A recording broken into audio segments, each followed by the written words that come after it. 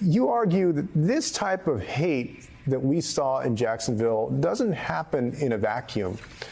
Let's talk about how hateful words from so-called leaders actually fuel this kind of violence.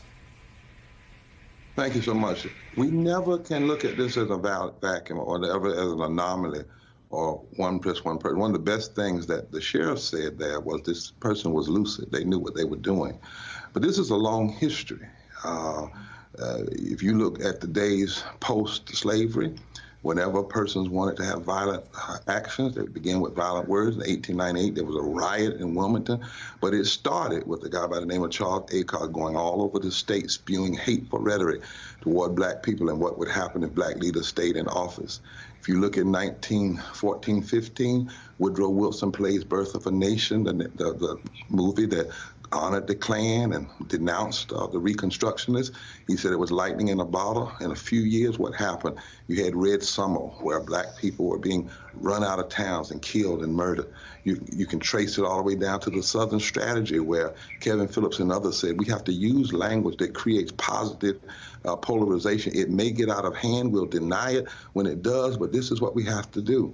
And if over and over again, if you look at the rhetoric, look at President Ronald Reagan's rhetoric, when he started his campaign in Mississippi, Philadelphia, talked about black bucks with porterhouse steaks walking around stealing from the rest of us, and then go back and trace what happened during that time. So here we have in Florida, from the governor and all across the country, these legislators, governors, spewing this hate.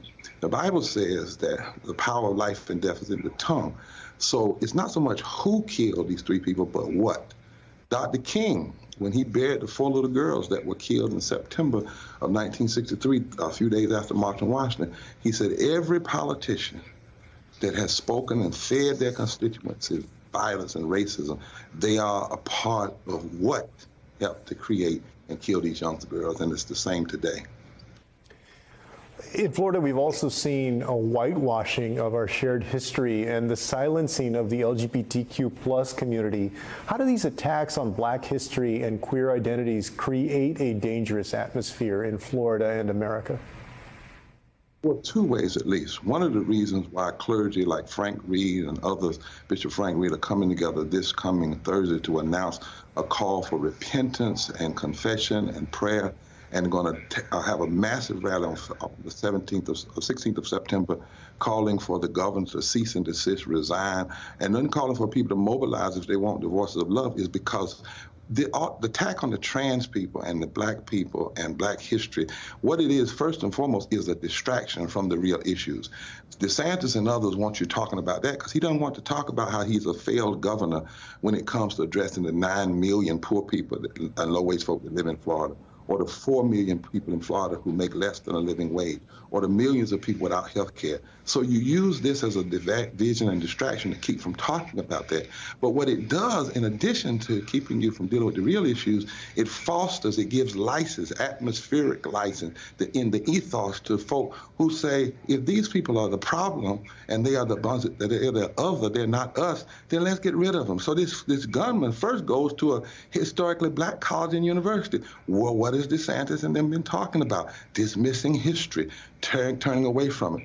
And so that's why we have to be very clear and focused, especially now, because what they don't want to talk about is 60 years after the March on Washington, we still don't have a living wage that would lift 55 million people out of poverty and low wealth. We still don't have health care for everybody that would give 87 million people health care, because 87 million people don't have health care today. We have real problems that we need to be addressing, but those that don't want to address them, they focus on division and distraction. But the problem is it can also be quite deadly when it gets in the mind and in the thinking. And lastly, it's not just white folk. I want to say that on MSNBC because I'm not giving anybody a pass. In Florida, 2 of the persons who helped DeSantis write his policy are black educators. They are just as guilty, because it doesn't matter if you're black or if you're white.